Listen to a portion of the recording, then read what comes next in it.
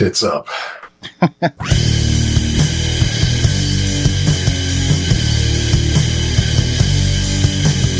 Part of the same era that I am. Absolutely. Partridge Family. Yep. Planet of the Apes. Evel Knievel. Yeah, it's crazy how, like nowadays I'll meet kids who are into Repulsion that weren't even born when the record came. Obviously, the record's like 38 years old. It's so bizarre. I've got so many friends now that are like not just parents but grandparents. Yeah, my little sister's a grandparent. What the hell, man? How did we get old? But, we look fucking good. So. Yeah, hell yeah.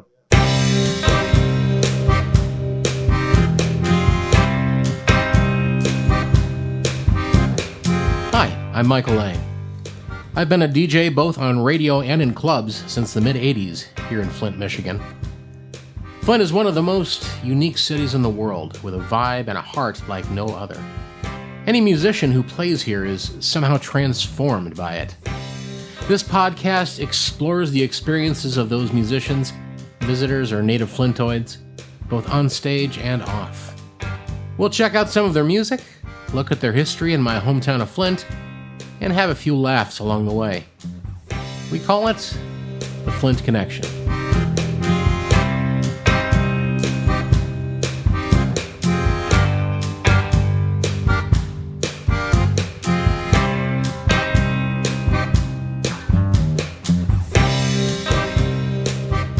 Obviously, you did not grow up on metal because it didn't exist yet. So what? Definitely not. What was as a little kid? Were you into music? I guess is the first question. As a small child. Oh yeah, I have home movies of me like running around naked with a plastic guitar playing Foxy Lady. So yeah, well, there was music in our house. My dad was into all that, Hendrix and the Beatles and the Stones and the Animals and the Rascals, and my uncles were in bands that played around Flint at Riviera Terrace and Sherwood Forest and all those places. And they were in all the Battle of the Bands. They were peers with Mark Farner and Mel Shocker and all those guys. And my uncle Lee, my mother's brother, was in Question Mark and the Mysterians for quite a while. And so, yeah, there's a lot of musical history in my family. My dad played guitar. Both of my uncles on my mother's side were guitar players. And my grandfather on my mother's side was a guitar player. So music was always around. And for me, it was those early 45s of Foxy Lady and the Beatles and Rolling Stones, Get Off My Cloud, all that stuff was, I was hearing it when it was fairly contemporary. So, the Beatles were like, you could feel it in the air, like even as a little kid, my parents were. My dad was like going through the whole, when the whole Paul is dead conspiracy was going on, and I could hear my parents talking about it, and I just thought it was really weird and kind of dark and mysterious and interesting. And I remember staring at those album covers like Magical Ministry Tour and looking at all the clues that they were talking about. It was pretty amazing, really.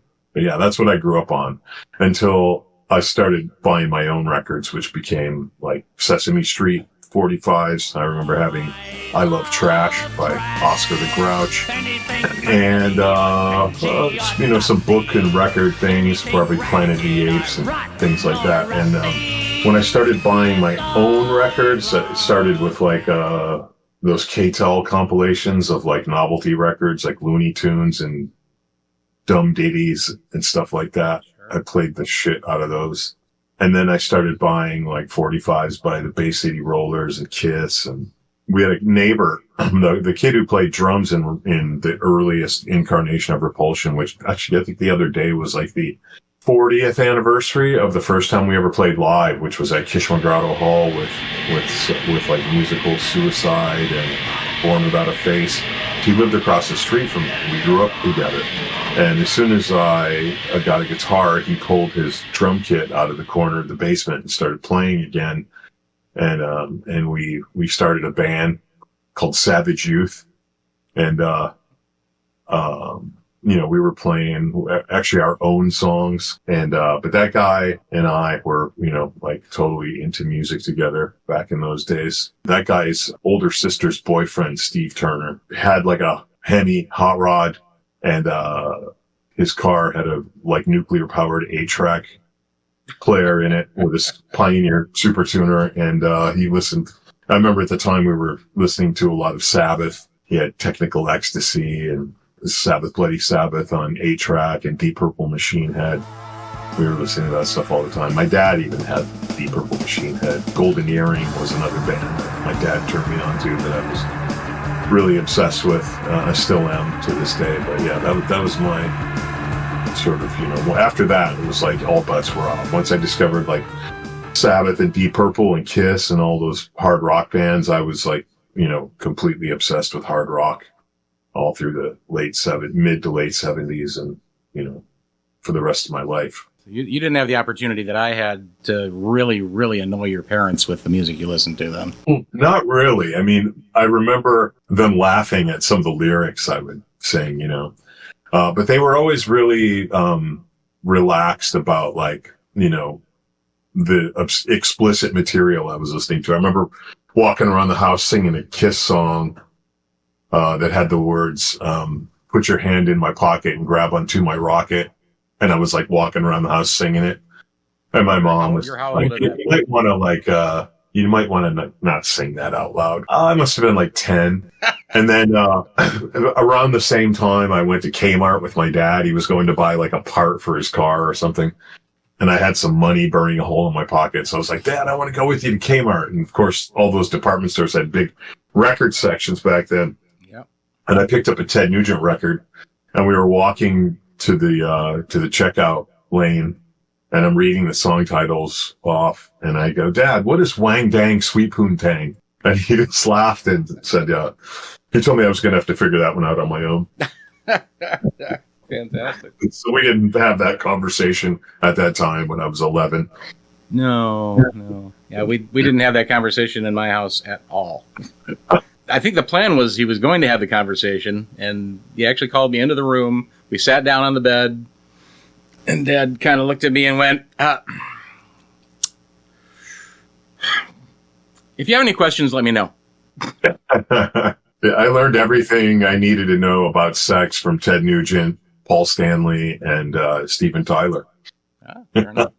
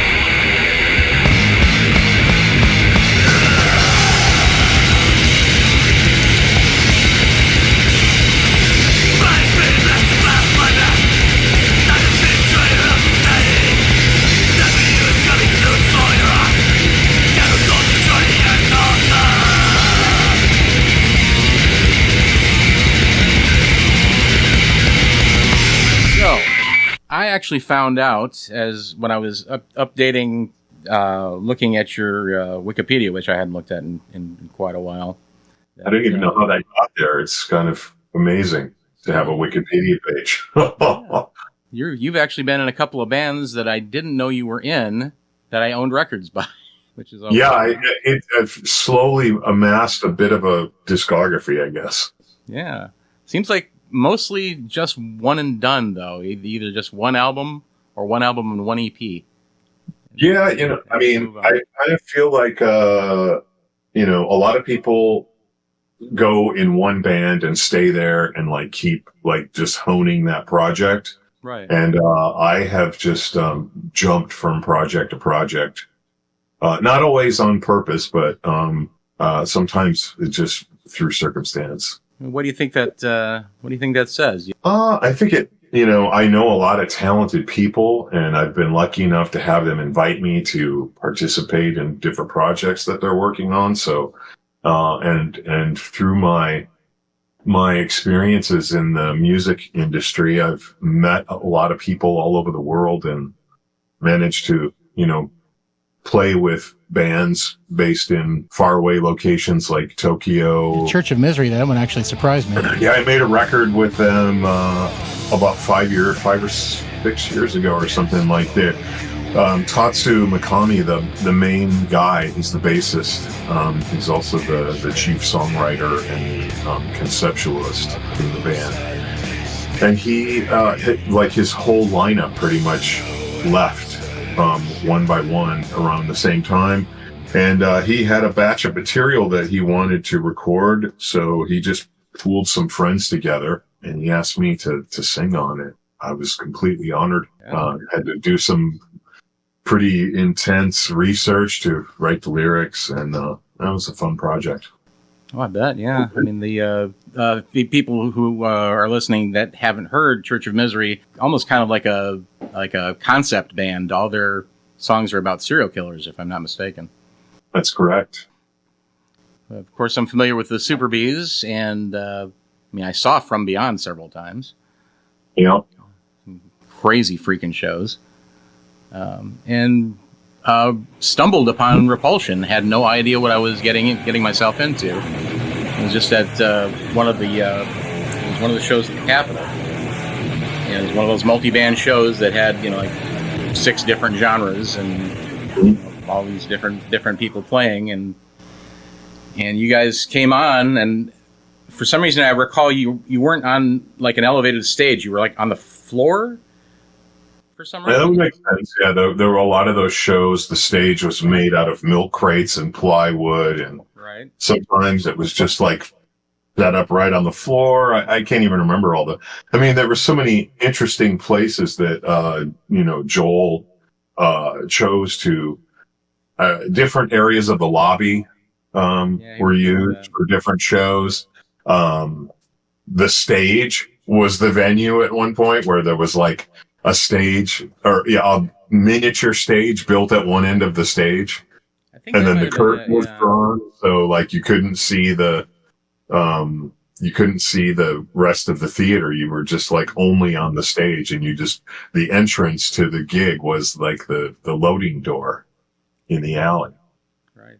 Pretty amazing that, we were able to use, such a, storied venue for punk rock shows. It's like when you see the restoration that's been done on it, it's like a really beautiful theater. Yeah. And like back then, we just pretty much had the run of the place. I always thought it was beautiful then too, but just in a very sort of gothy, desiccated kind of way. Absolutely. I mean, it was amazing. I mean, I saw my first rock concert there in '78, so I have fond memories of that place, and going back there and playing and being able to roam around the backstage and like into every nook and cranny, into the projection booth, and it was amazing to be able to explore that place. I used to go see movies there even in the early '80s. I would go there on Saturdays. I can't remember if it was like 50 cents or $1, something really cheap. And the theater would be full of like, houseless people that were just like, keeping warm with like wrapped up in blankets and like yelling at the screen. And, it was quite a scene in there.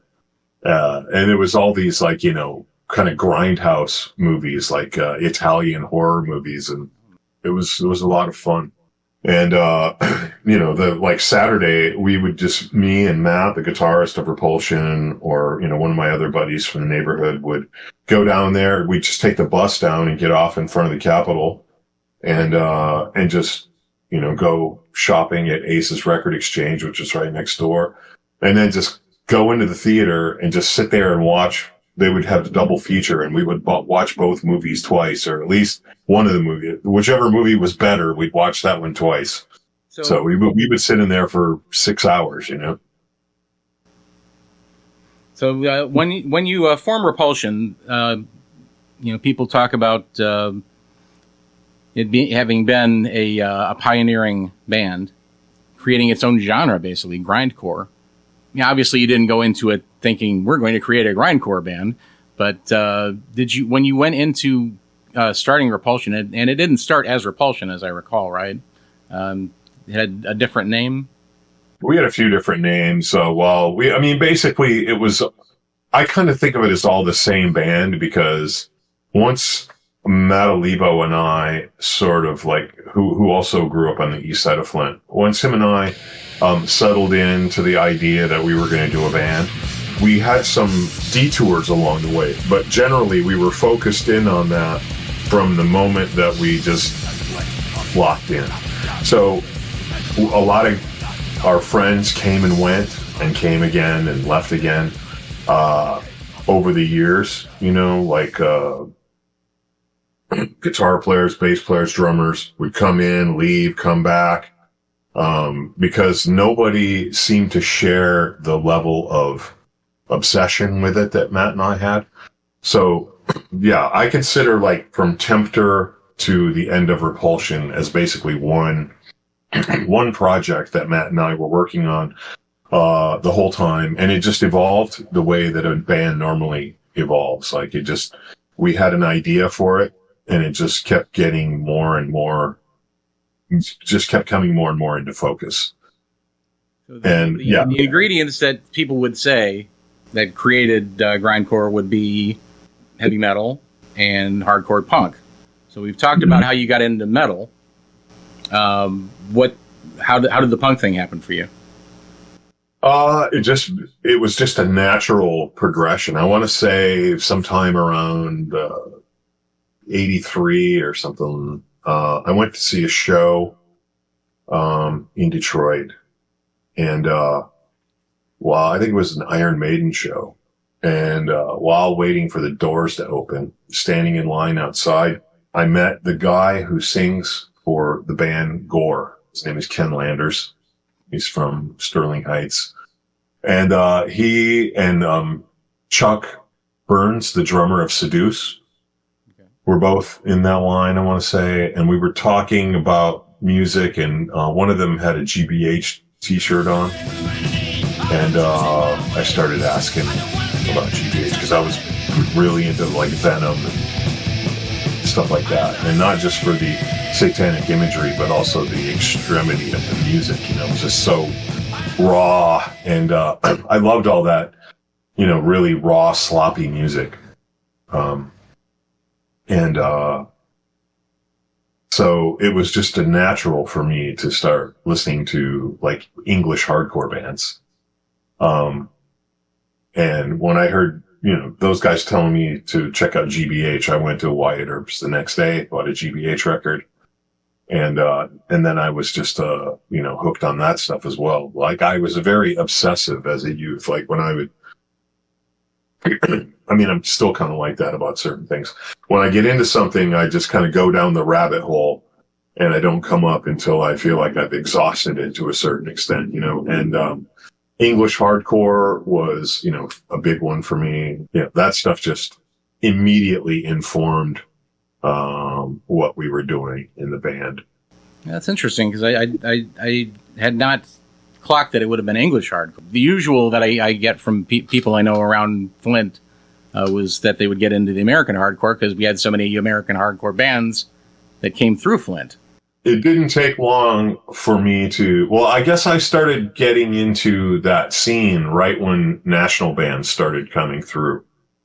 The show that we played was with a band from Ohio called Musical Suicide. They weren't really that well known. They were just kind of touring around.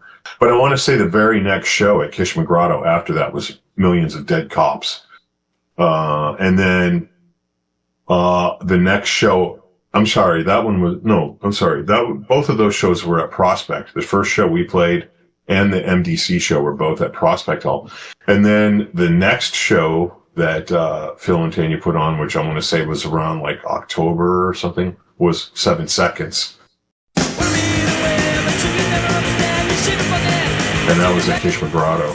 So that was really the start of like, I think that 7 Seconds one really opened the doors for Phil and Tanya to start booking national touring hardcore bands.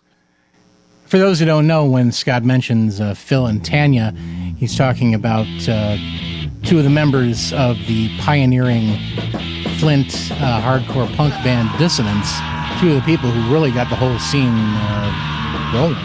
When we started to have enough material together to play shows, and we were like, where the fuck are we going to play? I was talking to Doug one day. I was just kind of lamenting the fact that, like, where were we going to play? You know, we couldn't play contos with our style of music. And, that was, you know, most of the other places, it was mostly like, if you were playing rock and roll, you were probably playing covers, at least quite a few in Flint. So, Doug was like, well, why don't you play one of these hardcore shows? And I'm like, do you think they'd let us? You know, I just was kind of like, I was listening to the music at that point, but I was like, just wasn't sure, like, if, we would be allowed to play. And he was like, yeah, Phil and Tanya, they're super cool. You should go talk to them. And he handed me a flyer for whatever show they had. That was also a Prospect. And me and my neighbor, the drummer, Jim Lawton, went down to the gig, and we talked to Phil and Tanya, and we told them we had a band, and we told them what it was all about.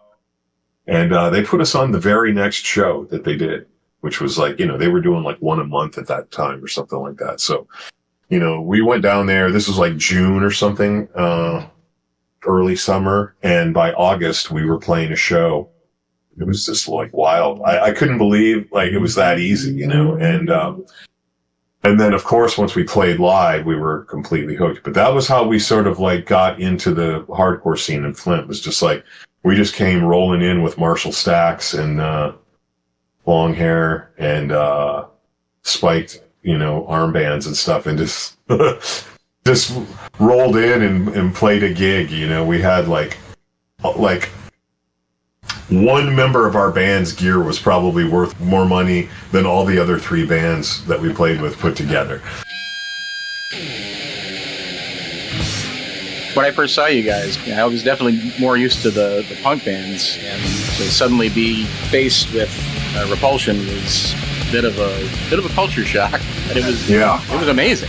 I think it was probably the first time I ever saw like a proper metal pit. It was this weird, tiny little pit around you guys on the floor. But I mean, by comparison to pits that you have when you guys play now. Yeah, the cool thing about the Flint scene was that you didn't, and I think this is like one of the things that I still love about Flint, is that if you're, it's a city, but it's not quite big enough for there to be any sort of like scene, of anything individually. So like, there's not enough theater people to make a theater scene, and there's not enough punk rockers to make a punk rock scene. And, any sort of alternative lifestyle, from just, you know, being gay to, being an artist, to just anything that makes you sort of stand out from the crowd or makes you different than the average person. You sort of like all sort of congregate. And, so yeah, there was just more of like a, you know, weirdo scene than it was like a music scene. It was like there were artists, you know, and, just strange people with strange behavior, and bands of all, you know, every different sort of musical genre just sort of converging. And those shows were like that. You'd have just like 4 completely eclectic bands. I remember meeting Scott Riegers, the vocalist of St. Vitus, out here like maybe 15 years ago or something, when he rejoined St. Vitus. And I went up to him and talked to him, and I was like, hey, when you guys played in Flint, with Black Flag, like, and he had just lit up, and he was like, oh, that was one of the only shows on that whole tour where people liked us because, people in Flint were like, hey, there's a band on stage. Let's show them some respect. They're here to play for us. And like, the night before they played in Detroit and the fucking skinheads were throwing tomatoes at them or whatever. And that probably happened to them more often than not, except for maybe out here in their home area in Venice or, Southern California. But, wherever they were playing with Black Flag, they were probably getting a lot of shit for being what people perceived them to be, like some sort of hippie band or something, which is, not necessarily true. And in Flint, they had the respect and the attention of the audience because people were open-minded enough to just be like, I'm just happy that there's bands playing tonight, so I'm going to check them out. You have the freedom to be different in Flint. Yeah. Because everyone out there was, we were all accepting of one another. And then anybody else that came in from the outside, nobody looked at them weird or anything. So like you could just like walk right in and just become a part of it instantly. And that helped a lot with, our early, like development, not just the music, but the confidence, just sort of like do whatever we wanted. So, Repulsion gets up and running, and then you get a call from Florida. Yeah. Yeah, that was interesting. I mean, I was always going down the rabbit hole, and I was constantly in search of like new muses and new inspiration. And so I was always looking for music that was more extreme in whatever direction from what I was hearing off the records that I bought at the record store. So like, I heard Slayer and I was like, these guys are great. But imagine if in our band we were like even faster, or not, we never tried to be better than anything we were listening to because I didn't think that was possible. I placed these bands on such a high pedestal that none of us were ever like, oh, let's try to be better than this band or that band, but we were just like, let's try to go more extreme than what they're doing in whatever direction.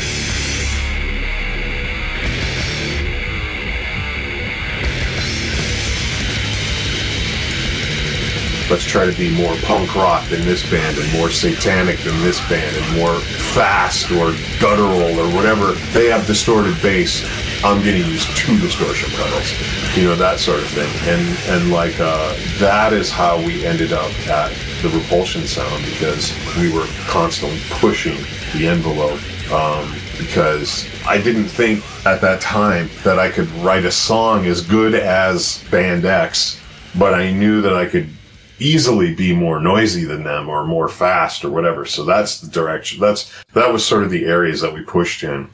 And by accident, we came up with this, crazy new thing, I guess, at the time.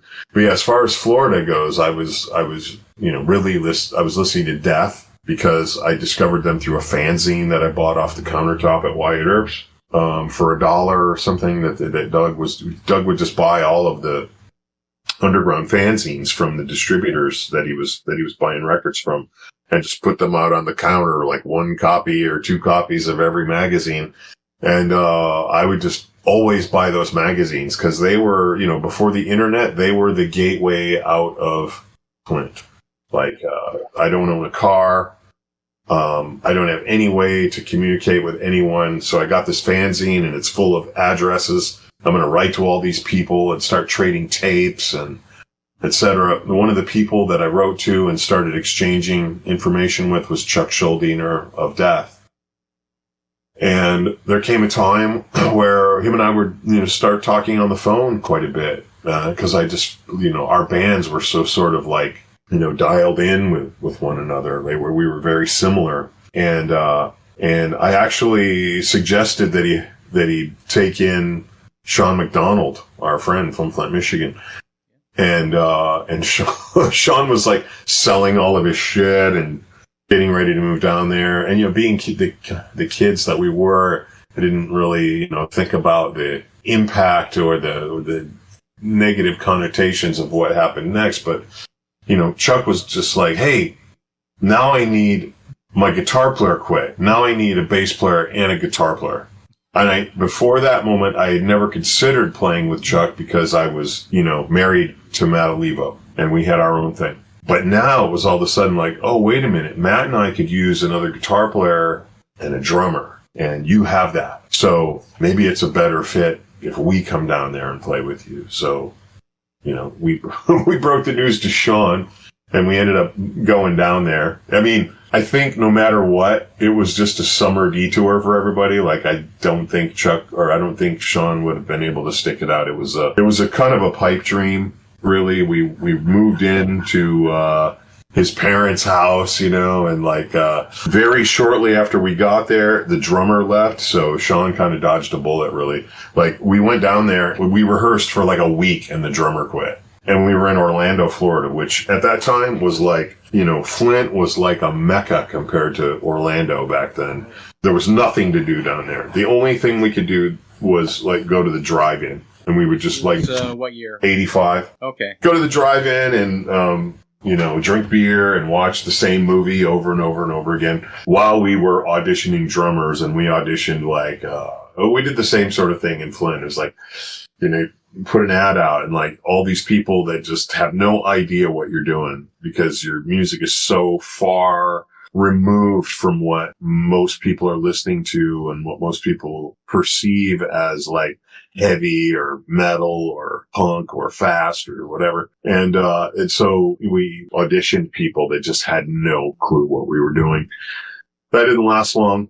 Matt and I tried to stick it out for a while, but by the end of summer or towards the middle of summer or something, we were just like, this is pointless. We're not getting anywhere. There's no drummers here. And also we started to realize that, Chuck's musical, interests lied in a different area. Like his ambitions were different than ours.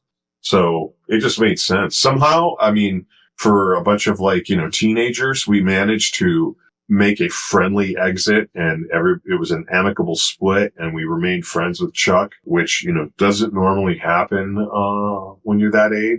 We went back home and found Dave Grave and the rest is history.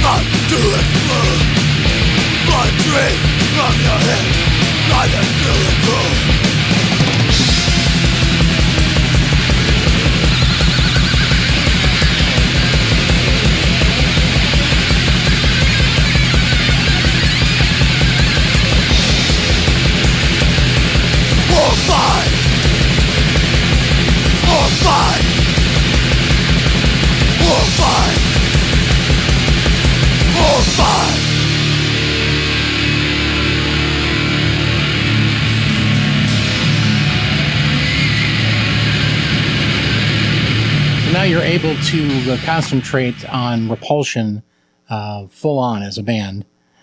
Do you get to the point where you're actually touring? Not really, no. I thought that the way to do it was, get a record out and then go on the road.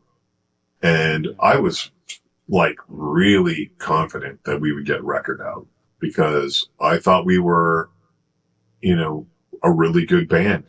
When we got Dave based on a recommendation from Doug, who had an article pinned to the wall about Dave Graves' skullduggery, skulldugger-uppery. And he was like, why don't you get Bonehead? We're like, who's Bonehead? And he's like, Dave Hollingshead. And I went over and I read the article and I was like, holy shit, like this is insane. Like Dave and his buddies, Norm Hillier among them, they were busted for, they were kids. So they didn't really get busted. They just kind of got like, their hand slapped or whatever. But, they broke into a crypt and stole some body parts and took them to school.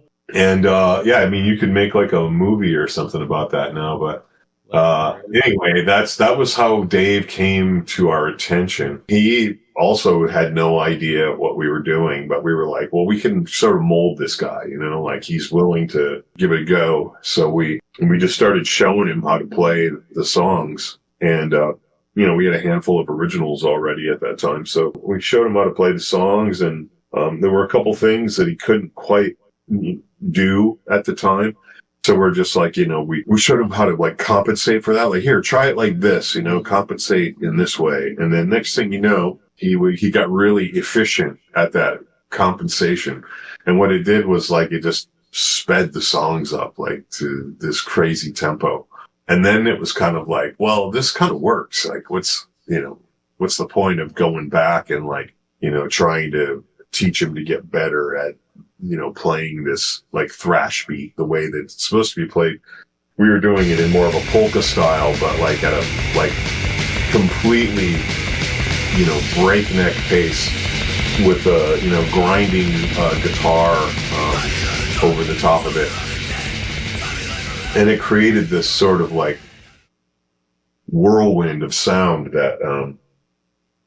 that was kind of unique, I guess. We didn't realize it was unique at the time. It just, it took other people, I guess, to sort of point that out to us. We kind of thought of it as like a deficiency in a way, but we were like, it was our, playing it super fast was our way of sort of compensating for the fact that we had these musical deficiencies. And so we ended up it became a formula and we started writing songs within that formula. And next thing you know, like, at the time, it still didn't do anything. I mean, I feel like there were other bands in the scene that perhaps were even like laughing at us, like thought that we were kind of silly. Maybe they thought we took ourselves too seriously, which was, nothing could be further from the truth, but, yeah, I don't know. I always felt there was a little bit of like, some, not all the bands, but some bands just sort of like looking down their nose at us a little bit. But, that could have been me just, it could have been a misperception on my part, but, and it could have just been insecurity, but got along with everybody. One of the great things about you guys were that the sort of campy lyrical content that you had. That was, yeah, the lyrics were definitely written with a lot of campy sort of tongue-in-cheek intent. They were never meant to be taken seriously at all. It was just like the idea was to shock and not really offend. We didn't want to offend anyone. I mean, there's a couple of offensive lyrics when you go back and read the lyric sheet now that are sort of regrettable, but like we were teenagers and it was a different time and, it was just dumb teenager stuff and never meant to offend anybody. We've always just been very loving people as far as that kind of stuff goes, and like, it was just all meant in good fun, really, and, which probably held us back a little bit in the death metal scene, because we were so sort of like silly. the legend is that, you guys didn't succeed in your time, but somehow some people started to get a hold of the record. Yeah, we recorded a thing in like June of '86, which was funded by money that I borrowed from Doug. The previous month, in May of, it was like May or June, there were 2 shows that happened. One was sort of a to help out Repulsion, and the other one was to help out Dissonance. And we kind of made an agreement between our bands. And it was like, I put on a show, I think it was in May, because we were trying to raise money to go in the studio. And then the next month, Dissonance was going on a tour out west, and we did the same thing for them, where it was like they took all the money for the gig, So Doug gave me the money to put on the hall show, and I didn't give any of it back to him at the time. I took all the money, including the money that he gave me to put on the show. When I got all the money back from the gig, from the door money, I gave it all to Larry Hennessy, the guy that we recorded with, who lived like behind the small mall somewhere back in that neighborhood. And his gig was like he recorded TV commercials at his house. And I think Dissonance had done a demo there, and they told us about him. So we went there and recorded the album. And I wasn't able to pay Doug back until like 3 years later when it actually got released. And then I was like, here, just you take like half the copies that they gave us. And if you sell these for $5 a piece, you will have finally been paid back the $300 or whatever that I owed him. We did pay him back. It just took 3 years. But yeah, we recorded the album, and I thought, okay, instead of like making another demo, let's just record an album and start shopping it to labels. This is a surefire way to get the band signed, So I sent it to every label I could think of, except for the one that probably would have signed us, which was Earache. But I didn't realize it at the time, because the only release they had at that time, like as far as a full length, was a reissue of the first Accused album. For whatever reason, I did not send them a tape. I didn't send it to too many UK labels. I sent it to all the American ones, all the big American ones, like New Renaissance and Metal Blade and Combat. And then no one was interested in us. And I was kind of dumbfounded. I thought for sure that, somebody would like take a chance on us, at least offer to put a song on a compilation record or something like that. And nothing came of it. So we were kind of like sitting around with this record, and things started happening that summer.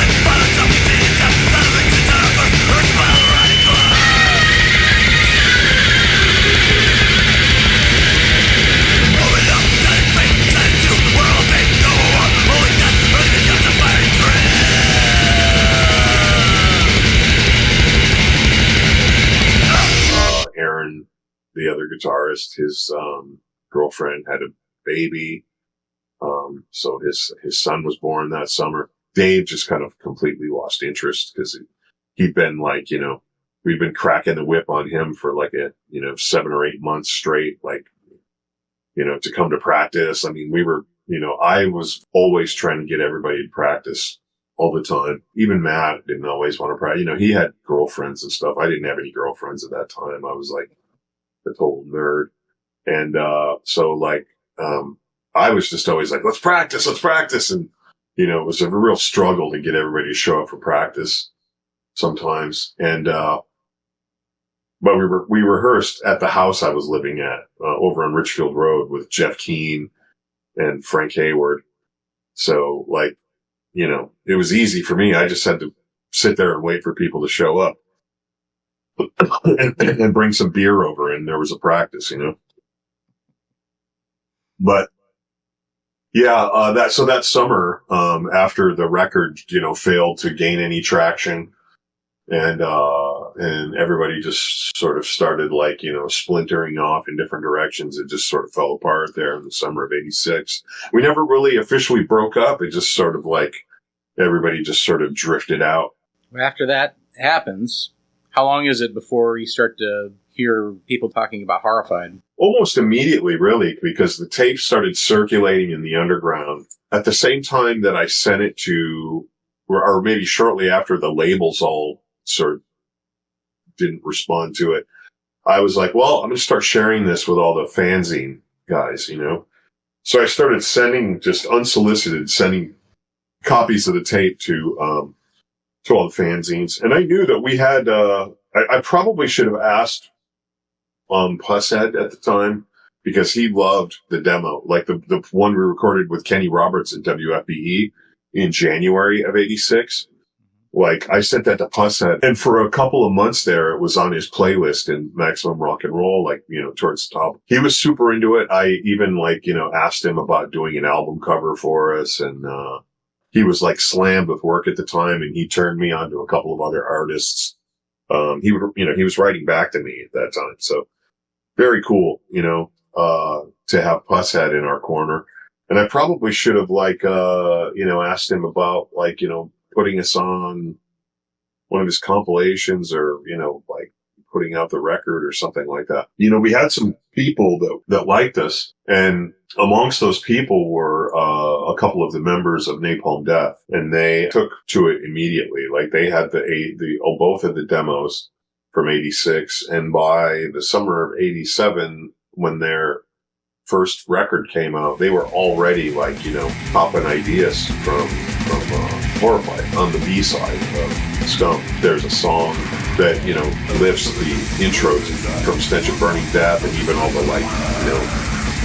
the stabs at the beginning of the song are the same. And I remember listening to that at Rock and Roll. I was working with Mike Wilson one day. We received a box of imports, and we were pricing them and putting them out on the shelf. The UK imports were never sealed in shrink wrap. So when he pulled out the Napalm Death record, he just kind of looked at it and was like, oh, let's listen to this. And he sticks it on the turntable. And we listened to side one, and I'm like, oh, cool, pretty noisy hardcore band. And then side two, which was a pretty much completely different lineup, was the band that was influenced by Repulsion. And when I heard that, I was just it just kind of freaked me out. At first I thought, this is weird. Somebody wrote a riff exactly like mine, which just proved to me that my music wasn't that great.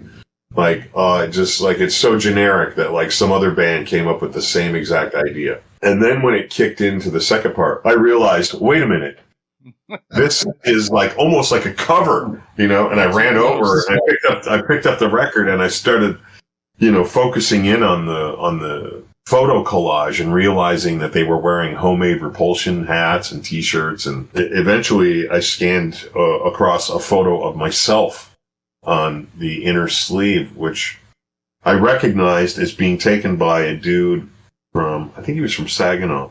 Can't remember his name now, but he had a fanzine. He was one of the guys that was doing a nationwide, metal fanzine. I was at a show at Harpo's one time in the bathroom, and he yelled my name, and I looked over my shoulder while I was standing at the urinal, and he snapped my picture.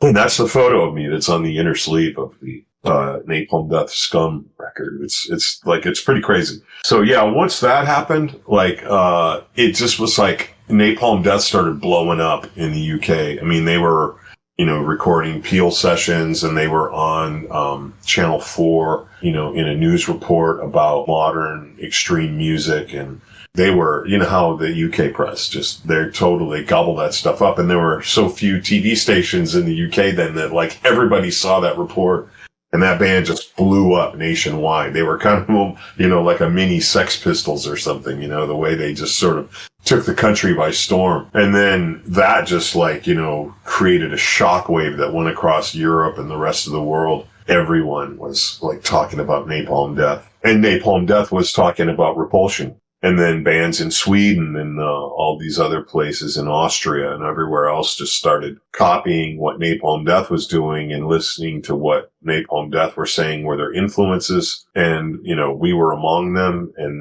you know, we ended up influencing these bands all over the world. And that music, like, was, you know, that was back when we're talking the early 90s when music was still a pop music, whatever you want to call it, was still like Wild West, you know, like where now I feel like you don't really hear anything anymore that's like, oh, wow, that's new, you know, like it's kind of like recycled. Almost part of the whole like art of music now is to recycle old ideas in a really sort of like almost plagiaristic, generic, boring sort of way in a lot of cases. But back then you could just take little bits and pieces from different things and come up with something new. And so, you know, music, whether it be, you know, grindcore or, grunge or, you know, hip hop, there were still new things coming out of music where it was like game changing type of shit, you know, like we always had that before that, you know, it was like starting from when, you know, rock and roll was born out of rhythm and blues. From that moment, there were constantly game changers, you know, whether it be the Beatles or progressive rock or heavy metal or punk or new wave. There was always something coming along that was changing the landscape of music. After Repulsion starts to get their profile raised through being influenced by all these bands, or let me reverse that.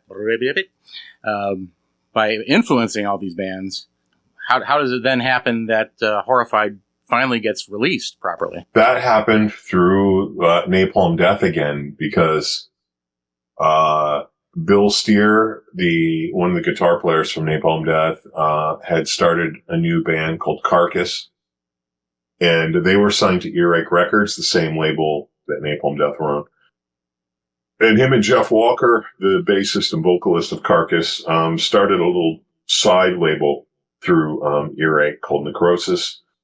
And they were looking for things to put out, and they went to Digby and told him that they wanted to put out the Repulsion album. He agreed, so we struck up a deal with them to put the album out. And it was kind of like can't believe this is happening, you know, like 3 years later, all of a sudden, like they gave us some money to get it properly mixed, which had never happened before.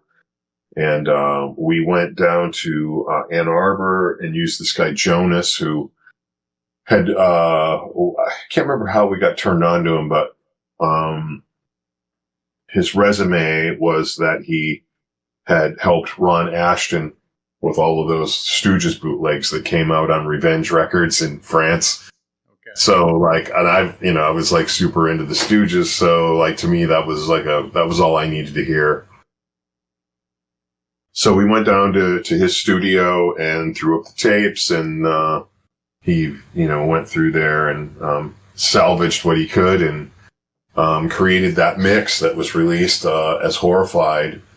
And, you know, my roommate, Mike Grosskloss, did the layout for the cover. You know, Aaron made the photo collage, you know, from a bunch of, you know, photos that were taken by, you know, not everybody probably got complete credit, but like, you know, Bridget Ketchmark and Terry, I'm forgetting Terry's last name right now. And our friend Nelsha Moore from Toronto, who, you know, they're all pictured, in the photos, and they took most of the photos. Most of the photos were taken by those three girls. And, who were, you know, just happened to be documenting the scene back then, and then would come up to you at the next show and be like, hey, I took all these photos of you at the last gig here. We're generous enough to hand us these stacks of photos. So we had all these photos, we put together on the collage. Mike did the layout. He even painted an album cover for it, which was like sort of like lifted from a still in a Judge Dredd comic, I think, that was like a dude's head exploding. We sent all that into Earache, and a few months later we got the records back, and when we took them out of the box, they had a completely different cover, which was of the drawing that I did, which was, something that I lifted from a different comic book. And then it was blown up and hand painted by Jeff Walker of Carcass. He made the right decision. The cover that we submitted was probably just as good, as far as, the artwork quality goes. But the image of that skull, which was printed in many fanzines, and we handed out hundreds and hundreds of stickers with that logo on them. So that had sort of become a bit iconic in the underground. So that was what they wanted to put on the cover. And it turned out to be the right thing to do. Yeah, sometime in 89, Horrified surfaces on vinyl. And all of a sudden it's getting, reviewed in magazines, which raised the profile even higher. And of course there were bands. All those bands that we influenced were coming out with records and becoming influential themselves. Bands like Entombed and Carcass and whatnot, and Napalm Death, of course, were huge at that time. Their very first U.S. tour was a headline tour. So yeah, those bands were doing really well over here and all over the world. And so the profile gets raised even higher, and we're like, well, maybe, it wasn't that long ago that we were doing that. Maybe we could start it up again. We tried for a little while, but I just never felt that the music that we wrote when we started playing again was anywhere near the quality or didn't have that, enthusiasm that we had in the original sessions. It just wasn't the same. But we did start playing again here and there. And I mean, even when we took that break or we splintered apart in 86, by like the fall of 86, sometime in 87, we were already playing, reunion shows at the Capitol basement. We did a few of those, that were just like big parties. I didn't even remember who else played on those gigs really, but, probably Smiling Sacrifice and bands like that. I want to say they did indeed play at least one of those. But yeah, I remember Brian being in a wedding dress or something at one of them. It probably speaks to your integrity that you could have put together some version of the band and recorded with it and, done pretty much anything you wanted and still gotten paid pretty well for it. Yeah, at that time there were definitely offers. We could have probably had our pick of whatever underground label we wanted to put the record out. But yeah, I really, I don't think everybody in the band agreed with me, but I just didn't like the material at all. I just did not like it. I still don't. So, we don't play any of those songs from that era anymore. It just was, just not a very inspiring or, inspired time for the band writing wise, and, also, there were other bands out there that were like, taken shit to another level, as far as like the Extremity goes. And because we didn't take it all the way to the wall, we took it to where we thought, where we wanted it, or at least it was a snapshot of where we were at that time. But, there's definitely Repulsion was not the final word in Extremity. There were bands that took it much further. To come out with, material that sounded like that at that time. Now, the game's changed a lot. If you wanted to put out another Repulsion record now, it could be done, for sure. But, it's like back then, it was like there was a lot of shit going on that was new, that was changing things still, and now it's not like that, but at that time, I just felt like this is not the time to come out with an inferior product. Do you think there ever will be another Repulsion album? It's not at the forefront of my mind or anything like that, but it's not completely out of the realm of possibility. In fact, we talked about it from time to time. There's tons of ideas floating around having said that, like, as, 58-year-olds, like life just becomes an obstacle, in getting things like that done. It's like, how much time back then it was like I lived and breathed Repulsion. And, when I'm working on something like that, I like to get back into that mode. And it's really difficult for me to find the time or the enthusiasm to get back into that mode at this point, Like, I mean, the chops are still there to the certain extent, like, Matt is still an amazing guitar player. He's even recorded stuff that sounds, very similar to Repulsion, as far as the speed and extremity goes. And I've done similar things with other bands. It's just, it's hard. It's just hard to, like, there's a lot of expectation that would be attached to it. And not to say that is a stifling amount. It's just really about, like, fuck, I'm just busy, I have a job that takes up a lot of my time, and life is short. So, like, there's other things to do.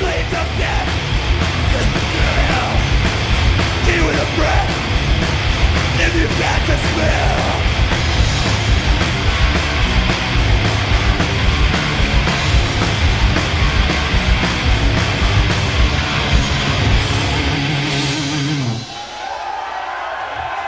Yeah, I mean, I still play. We still play gigs here and there, but we don't just take anything. It's not like some, cash cow or anything like that. It's got to be the right gig. Like, when we accept gig offers, it's never, or I shouldn't say never, it's rarely based on, like, hey, it's, they're offering, this amount of money, so we got to say yes. It's always about, like, is this gig going to be fun for everybody, So, like, obviously, playing in Detroit next week is, like, that's fun. We haven't played in Michigan in 30 years or something, so, or 25, whatever it is. Been a long time. We haven't played in Detroit in over 30 years as Repulsion. We haven't even played in Flint since, like, 2003 or something, like, somewhere back in that era, 2005, 4, 3, somewhere. We should definitely let people know that you're going to be playing the Eve of Warfest down in Detroit in just a few days. Yeah, we're playing August 15th at the Hastings Street Ballroom in Detroit. But yeah, it's like, it's got to be fun. The gigs have got to be fun. If one person in the band says, I'm not into that gig, we just kind of go, okay, it's not happening.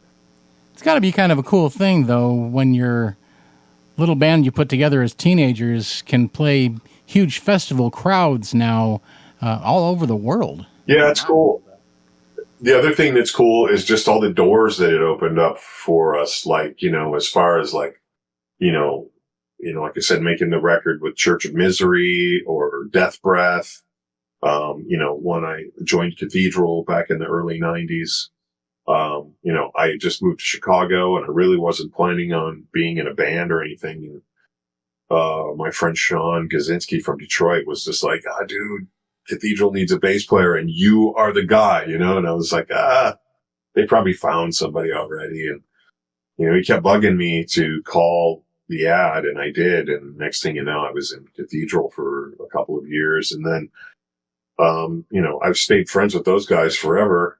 And then, when they were about to call it quits, they were about to start a 2-year long farewell cycle. And they invited me back. And so, like, I was able to finally close that loop, and make a record with the band and play all the farewell shows. Which was, great, because that was, definitely an important, and so, that was an opportunity that was born out of Repulsion. If it wasn't for Repulsion, I would have never met those guys. The Lee Dorian, the lead singer of Cathedral, was, the singer on side 2 of that Napalm Death Scum record, and the next record and EP after that. But so, without Napalm Death, we're probably, not talking about it anymore. It probably is a demo. Perhaps somebody else would have come along and discovered it, but like, who's to say? The one thing we know is that without Napalm Death, we wouldn't be where we are today. A lot of people might not know that are fans of your work in the metal genre, how eclectic you are in terms of your tastes. It's not just about metal for you, and part of the reason that I know you and have considered you to be an influence of mine has nothing to do with that, but it has to do with when you worked at Rock-A-Rolla. And literally every time I walked into the store when you were working, you would be playing something that I wanted to buy. Every freaking time. You turned me on to Mother Love Bone. You turned me on to Mudhoney. I think just bands with M in the name. But those two especially were the big ones. And I know we bonded talking about Redd Kross, too. That was one of our first conversations was talking about Redd Kross. I'm going to see Redd Kross on Tuesday. I'm a huge Redd Kross fan. Always have been.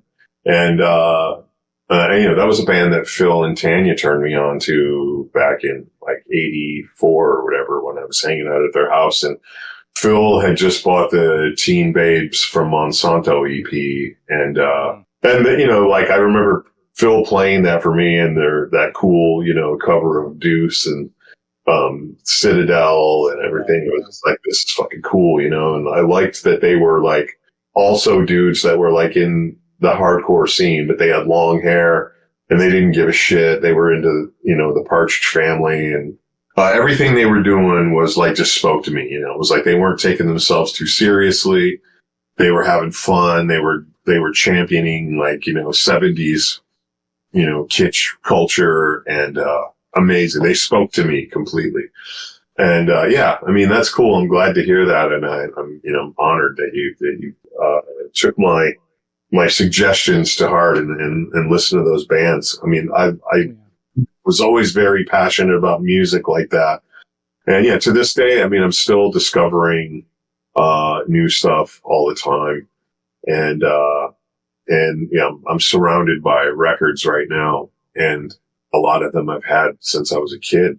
I don't anymore. I don't sit around and listen to metal records at home. I did back when I was being inspired by it, but like I haven't in a very long time ever. Like I have a bunch of metal records, but it's more like holding them in my hand kind of like makes me feel a certain thing. Sometimes I'll put one on in my office. But most of the time at home, we're listening to like, R&B or soundtracks and stuff like that. Or just my wife listens to a lot of world music. We're always like, her Spotify is just jammed up with like all these weird, I shouldn't say weird, just, like obscure, and interesting, pop music from all over the world. Like, from like the 50s, 60s onward. So we're always getting turned on to new stuff. There's always so much more than you expect that there's going to be, especially when you step outside the United States and England, the usual stopping points for most of us. Yeah, pick a country or region, Indonesia or South America, Turkey. It's all, there's this like, Japan. There's just like crazy, wild music from all over the world that's been being made forever. And a lot of it is still trickling in, through all these like, record collectors that go out there and dig this stuff up and turn people onto it.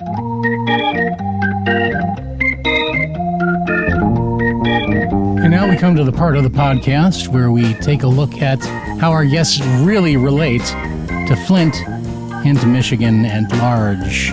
We call it All About Flint and Michigan, right here on the Flint Connection podcast. One of my favorite subjects. This is always my first question, and so far there has been no argument whatsoever in the answers, but I have to ask anyway. Flint or Detroit-style Coney? Definitely a Flint-style Coney. Having said that, if you get the right Detroit Coney, they are quite good. And I'm going to point to a place by, is it called Eastern Market? The market in Detroit? There's a place called Zeph's that's across the street from the market. That is like a greasy spoon, hole in the wall, Flint style joint. And they do their sauce. I want to say they have like both, or it's a combination. It's like a different, it almost seems to me like they're putting both kinds of sauce on there. There's like meat in it, you know, but it's not as runny as like, you know, when you go to like Lafayette or something like that, you know, it's great. You know, the thing is, Detroit or Flint Coney is still better than any place else on the planet's Coney. The key is there's like a whole onion on every hot dog. When you see people make chili dogs or Conies and they just sprinkle a few onions on there, it's like, come on. If you go to any place in Flint or Detroit, they take like a ladle and they put like a half of a diced onion on every single dog. And that's the way it should be. Heartburn. If you don't get heartburn, then you haven't eaten a Coney, I don't think. Amen to that, sir. Along similar lines, what is your favorite flavor of Faygo? Rock and rye, hands down. It used to be red pop, but it's changed. And I do mean pop. But it's changed to rock and rye over the years just because it's so unique. That has been the consensus so far with everybody who's been on the Flint Connection podcast. Here's the tricky part, though. As you say, nobody else makes rock and rye, and it's really kind of hard to describe. If you were going to describe it to somebody who'd never had rock and rye before and wanted them to try it, how would you describe it? Is it sort of a strawberry cream soda? It kind of tastes a bit like Red Pop to me, but it has that cream soda back end. Something similar that I really, really like is the Black Cherry Verner's Ginger Ale. That stuff is incredible. In fact, I was just looking on Amazon the other day, because it's expensive out here. You know, you can buy it for $8 for a 12-pack at a Kroger store in Flint, but out here, you have to buy it on like Amazon and it's like $14 for a 12-pack and then shipping is like $11. So you end up paying like $25 for a 12-pack of soda, but it's totally worth it. And I still have a couple of cans of Black Cherry Verner's in my pantry that I'm like saving for a rainy day, but I think it's time to just re-up. That stuff is great. But yeah, I guess my description of rock and rye would have to be sort of a some sort of berry mixed with cream soda. Okay. And maybe even a little cola.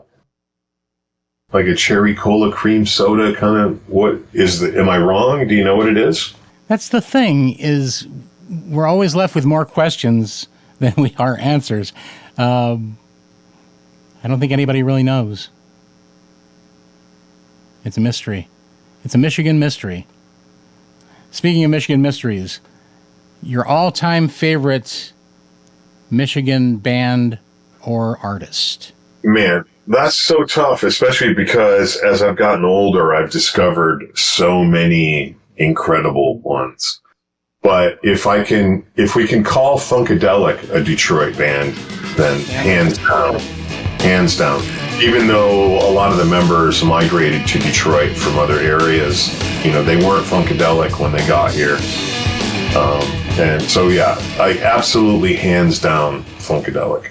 But, you know, having said that, the Stooges and the MC5 are both super high on my list. A band that influenced me or inspired me greatly was Seduce from Detroit, because they were just like the only all original heavy metal band in Detroit at that time that was totally, you know, kick-ass and like had punk influences and cool influences from like 70s glitter rock bands and you know, like The Sweet and T-Rex and The Damned and 999, and they were just kind of like borrowing from all that. They were super cool, a lot of Motorhead in there as well. They were fantastic. But yeah, I mean, the big ones. Yeah, there's a lot of great music from Michigan. I just started listening the other day to a band that made a record for. I mean, I've had this record for years actually, but there was a rock extension of Motown called Rare Earth, the label Rare Earth, and there was a band on there from Detroit called Power of Zeus, and one of my friends, Adam Bonatti, has a label out here in Los Angeles called Ancient Greece, spelled like, Grease. And he just released an album of like early recordings by Power of Zeus. Check them out. Check out in particular the Power of Zeus song called It Couldn't Be Me. It's it's super fucking heavy and amazing. Frigid Pink is another old Detroit band that was like real heavy. The early Seeger, the garagey stuff. Anything Dick Wagner was involved in back then, the Frost. Of course, I love Grand Funk Railroad.